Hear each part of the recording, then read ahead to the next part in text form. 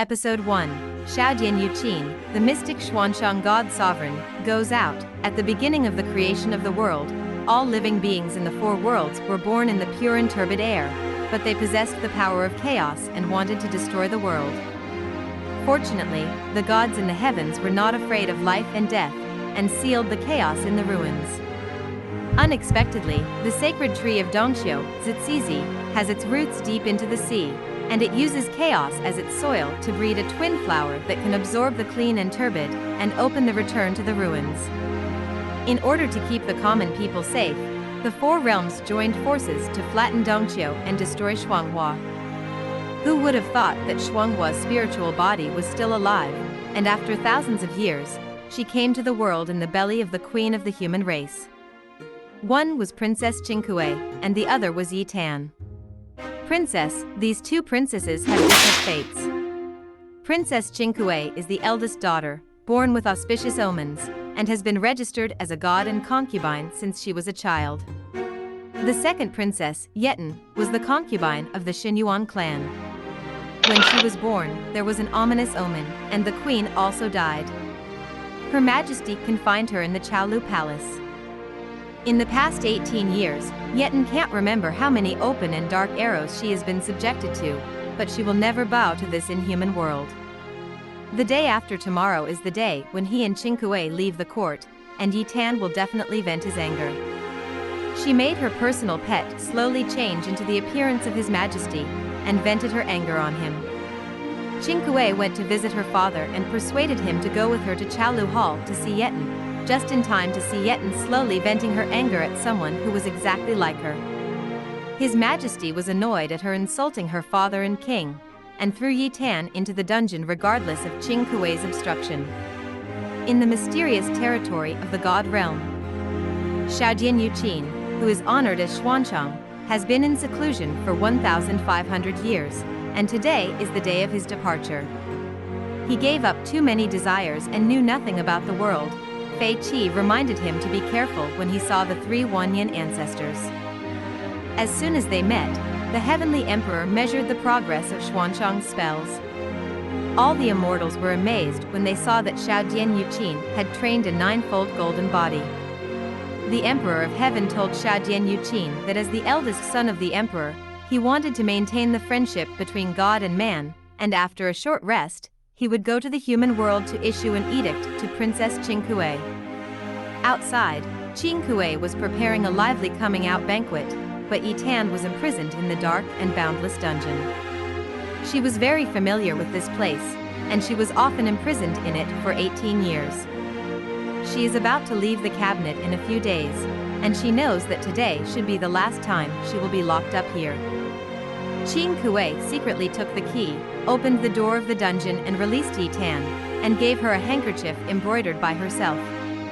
Although Yi Tan looked disgusted on the surface, he was still happy in his heart, and pretended to accept it reluctantly. Knowing that Qingkue is going to marry Xiaodian Yuqin, and that he wants to repair the issue, maybe after cultivating to become a fairy, Qingkue will have to stay alone in the vacant room. Yetan does not want her sister to step into the fire pit, and secretly vows in her heart that she will not let her marry him. Xian Shang. She went to the Siku Pavilion in the Monster City to offer a huge reward for those with high mana power, but unexpectedly the applicants were all rats. Yi Tan's contempt made these people angry and chased him down. It happened that Xuanshang came here to inquire about Xinyuan's family information and rescued Yi Tan.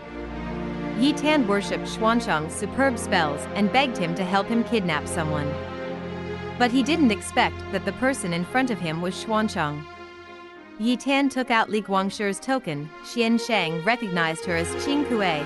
Yi Tan made the wrong mistake, trying to destroy Qingkue's image in Xian Shang's heart, forcing him to withdraw from the marriage and not marry Qingkue. There is internal strife among Xinyuan's clan, and the third son of King Li of Xinyuan, Mocking the Wind, intends to assassinate the eldest son Wudai in the City of Monsters, and blame him on the second son Dingyun, but Xiaodian Yuqin and Yi Tan see it.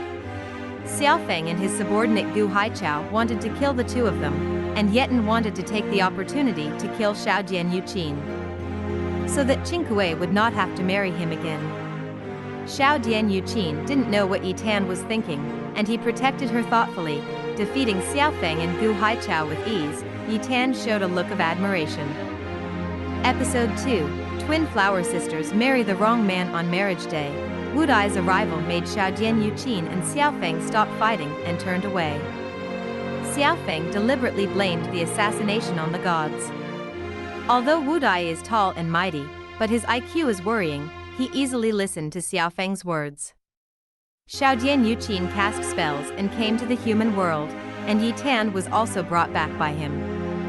In order to prevent his father from discovering him, Yi Tan hid aside and saw Xiao Dian Yuqin handing the canonized edict to his father. It seemed that he was determined to marry Qingkue. Yi Tan thought of another way: let Di Longjue, the young master of the animal world, stir up the conflict between the Xinyuan world and the heaven world at tomorrow's wedding ceremony, causing the two armies to fight, and then slowly took Qingkue away in the chaos. Di Lon absolutely agreed, but he actually wanted to snatch the two together, and let Yi Tan go back obediently to be his little princess in order to save his sister. When Xiao Dian Yuqin went to the lower realm, Yetin single-handedly made him have many distracting thoughts. He was full of worries, and asked Feiqi to arrange the marriage for him, and he still had to let go of his desires. Xiao Feng encouraged Wu Dai to make the Xinyuan clan grand in tomorrow's wedding ceremony, overwhelming the gods of the heavens. Incited by his few words, Wu Dai was determined to let the god realm take a good look at the bravery of the Xinyuan clan. The next day, Xun clan and Xinyuan clan fought against each other, and Xiao Feng and Xiao Dian Yuqin recognized each other. Qingkue and Yi Tan are dressed in fancy clothes, and each has its own merits. His father told him to be more cautious when he went to the heavens.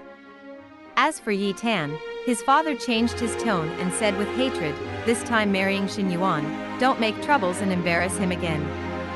Xiao Feng saw Yetin first, and realized that she was the woman who was with Xiao Dian Yuqin yesterday, and knew that she had seen his face, and he absolutely couldn't let her marry into Shen Yuanjie. But Xiao Dian has a great master of Qin, and killing the concubine without authorization is also a capital crime, so he didn't know how to do it for a while. At this moment, Di Longjue used an arrow to stir up conflicts between the two races but failed, so he used a magic weapon, flying sand and rocks all of a sudden, and slowly entered Yi Tan's favored son who wanted to take her away, but Yi Tan refused. Sure, should save Qingkue instead of herself. Xiao Dian Yuqin saw the pretender on the city wall, and chased after him, but Di Lon couldn't beat him, so he ran away. Taking advantage of Xiao Dian Yuqin's absence, Xiao Feng managed to exchange Qingkue and Yetin for the wedding sedan chair. Qingkue didn't suspect anything, but Yetin knew something bad was going on. Di Longjue learned that Yi Tan went to the heaven by mistake, and hurriedly summoned the army, but before he could take half a step, he was arrested by the people who ordered him to arrest him. Seeing that he had really arrived in the heavenly realm, Yetin wanted to explain to Xiao Dian Yuqin, but was slowly stopped, so he had no choice but to bite the bullet and enter the heavenly realm. At the same time, Qingkue also arrived at Shenhundao in the Xinyuan realm. She wanted to explain that she was going to marry Qingkue in the god realm, but when she was reminded by the mocking wind, she definitely didn't dare to say it again. Xiao Dian Yuqin wants to step on the marriage bridge with Yetin to prove whether he is the destined person. Yi Tan was half afraid of being exposed, half fearful, and dared not leave without saying anything, but was still dragged onto the bridge by Xiao Dian Yuqinsheng. Mandarin ducks were flying in the sky, and the marriage bridge appeared. The two were surprised that they were each other man of destiny. The gods of the heavens gave Yetin many treasures, and she was so happy that she didn't know why. Xiao Dian Yuqin ordered Feiqi to take her to Tian Peiwen, and then the mother god Nahong Shangshan wanted to see her. Entering the dormitory, Yi Tan released slowly, wanting her to teach her spells and transform these treasures into handkerchiefs. She planned to take these treasures, which were regarded as activation gold, to the lower world. Gradually, I was very shocked. I didn't expect that she wanted to escape to the lower realm privately when she first came up. Episode 3, Yi Tan eats Jianmu fruit and cannot help himself. After Qing Kuei came to Xinyuan, she lived in Zhuoxin Palace, and she could only leave here when the prince was selected and got married. The maid Susui is in charge of serving Qing Kuei, and she can be found for any needs. Qing Kuei has the scent of 9 heavens sandalwood, which is known as the most elegant and refined in the human world, but Xin Yuanjia is the most taboo about aromatherapy, and King Li and Queen don't like it either. The maid reminded Qing Kuei not to use it again. Then the maids took Qing Kuei to get rid of the smell on their bodies. They thought it was just a bath, but it turned out to be a back rub. Qing Kuei thought in extreme pain. Could it be that Yi Tan went to heaven? At this time, Yi Tanhe slowly wanted to leave Tianpeiwen, but was stopped by General Xuan. It turned out that Xiao Dian had a piano in order. Before the dinner, Yetin and his close friends from the animal world could not leave Tianpeiwen for half a step. The fairies brought clothes to dress up Yi Tan, and Yi Tan put the garter of the foot ornament on her head as a headband. Although she knew it was a garter, she thought it was beautiful and insisted on wearing it. Gorgeous. The Emperor of Heaven and the Empress of Heaven came late, and the banquet began. Yi Tan found that what was presented was not delicious food, but a breath of fresh air. People will get sick if they eat whole grains, but the gods practice the technique of Bigu and only eat clean energy. But Yetin is a human being after all. It would be too bland to eat only qingqi, and she doesn't care if her stomach is full, and she always feels extremely cold after inhaling it. Knowing that she wasn't used to it, Tianho asked someone to present human food that was transformed with the best qingqi, and changed the soup without changing the medicine. After Yi Tan ate it, she still felt a sense of extreme cold rushing through her body.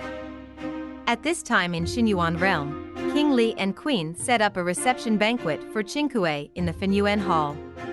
King Li has never been used to the etiquette of the Protoss.